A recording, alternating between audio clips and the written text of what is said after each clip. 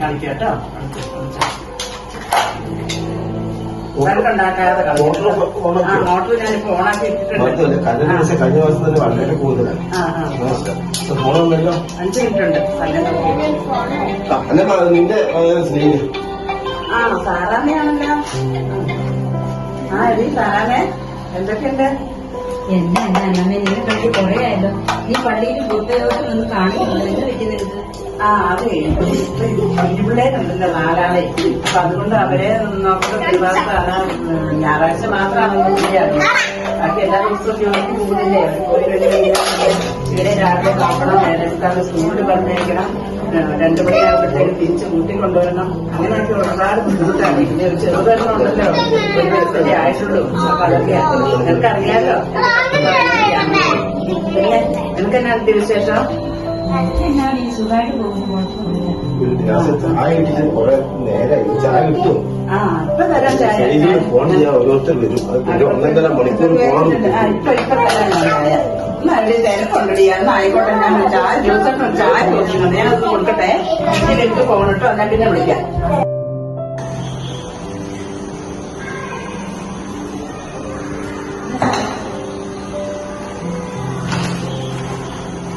പിന്നെ എനിക്ക് കാര്യം പറയാം.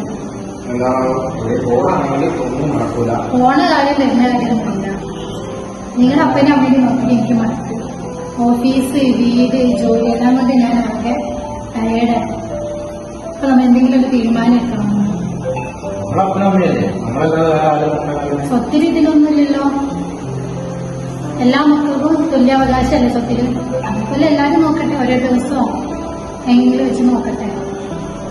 ചേട്ടനോട് നിങ്ങളെന്ത് പറഞ്ഞാലും എനിക്കൊരു പ്രശ്നമില്ല. ഇതിലൊരു തീരുമാനം എന്തായാലും എടുക്കണം. ആലോചിക്കാം, ചേട്ടനെ വിളിക്കട്ടെ, എന്നിട്ട് ആലോചിക്കാം, എന്നിട്ട് പറയാം. ഇപ്പൊന്നും ചെയ്യാൻ പറ്റില്ല. നീ ചേട്ടനെ കൊണ്ടുവരും, അധികം പറയാൻ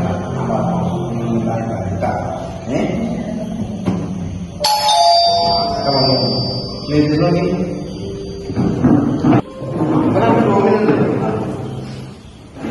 ജോലി കാര്യങ്ങളൊക്കെ ആയിട്ട് വന്നിട്ട് അല്ലേ സമയം കിട്ടുന്നില്ല. അപ്പനെ നോക്കാൻ പിന്നെ പിള്ളേരെ കാര്യം എല്ലാം കൂടി നടക്കുന്നില്ല.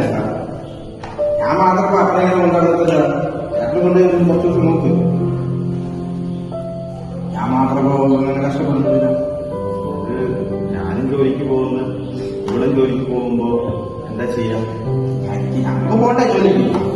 അപ്പൊ ഒരു കാര്യം ചെയ്യാം, കുറച്ച് ദിവസം അപ്പനെ ചേട്ടനെ തീർക്കട്ടെ, കുറച്ച് ദിവസം എന്റെ അടുത്ത് വന്നിട്ടെ. അങ്ങനെ എല്ലാവർക്കും കൊടുത്തില്ല. അപ്പനമ്മയോട് കാര്യം സംസാരിച്ച ഞാനൊന്നും പറഞ്ഞില്ല. അങ്ങനെ വിഷമിച്ചിരിക്കുന്നു. എന്താ ചെയ്യേണ്ടത്? ഒരു തീരുമാനം എടുക്കാം. എന്നിട്ട് പറയാൻ ഇപ്പൊ കുഴപ്പമൊന്നുമില്ല, അങ്ങനെ പോകുന്നുണ്ട്. പ്രായമായി വരല്ലേ, അതിനായിട്ടുള്ള ബുദ്ധിമുട്ടുണ്ടാവും അവർക്ക്. ഇതാകണം. എന്താ ചെയ്യേണ്ടത്? ഞാൻ പറയുന്നത് അങ്ങനെ തന്നെ. കുറച്ച് ദിവസം ചേട്ടൻ്റെ അടുത്തിട്ടുണ്ട്, കുറച്ച് ദിവസം എന്റെ അടുത്തിട്ടുണ്ട്. ഞാനങ്ങനെ പൂർണ്ണമായിട്ട് ഒഴിവാക്കുന്നൊന്നും പറയുന്നില്ല. കുറച്ച് ദിവസം ചേട്ടൻ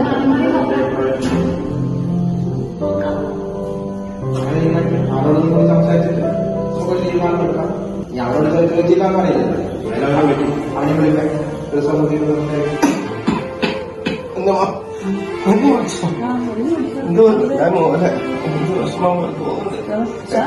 എന്താ പുറമെ എന്താ വെച്ചാൽ ആരാ വന്ന് നോക്ക് കുറ്റം.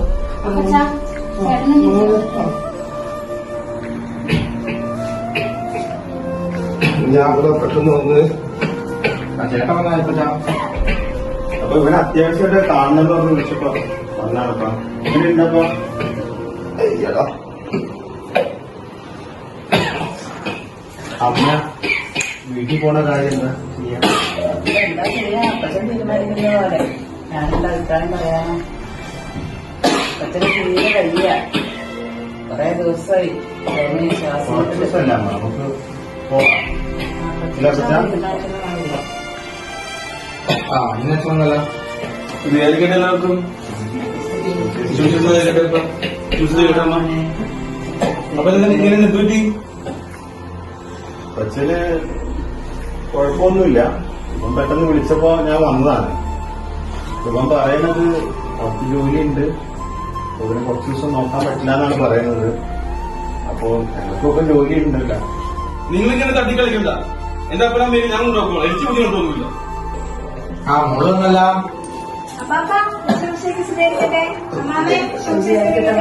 അങ്കിളച്ചനുണ്ടോ വിശ്വസിക്കട്ടെ അച്ഛാ? എന്താ എല്ലാവരും ഇങ്ങനെ ഇവിടെ? ഒന്നുമില്ല, കുറച്ച് ദിവസം എല്ലപ്പത്തിന്റെ വീട്ടിൽ പോയി നിൽക്കാന്ന് പറഞ്ഞു. അപ്പൊ അവൻ അങ്ങനെ അതെന്താ പെട്ടെന്നൊരു തീരുമാനം അങ്ങനെ? കുറച്ച് ദിവസം അവര് നോക്കട്ടെ. അന്നൊക്കെ പണിക്ക് പോകണം, ഇന്ന് സ്കൂളിൽ പോകണം, എല്ലാം ഉള്ളേ. ഇവിടെ ആരാളുള്ള എല്ലപ്പത്തിന്റെ അമ്മച്ചിനെ നോക്കാൻ? പണ്ട് മുതലേ ഞങ്ങൾ എല്ലാവരും നോക്കിയത് അപ്പൊക്കെ അമ്മാമ്മയല്ലേ, അതെങ്ങനെ ശരിയാവുക? കുറച്ച് ദിവസം മോളെ ഞങ്ങൾ കൊണ്ടുവരും. കുറച്ച് ദിവസം കഴിയുമ്പോൾ കൊണ്ടുവന്ന് മാറ്റിത്തരാം. ഇവരെ രണ്ടുപേരും ഞാനും ഇത് കൊണ്ടുപോകാൻ സമ്മതിക്കും. നിങ്ങൾ എല്ലാവരും അറിഞ്ഞിരിക്കാൻ ഞാൻ പറയാണ്, നമ്മുടെ ഇടയിൽ ഒരു നിയമമുണ്ട്.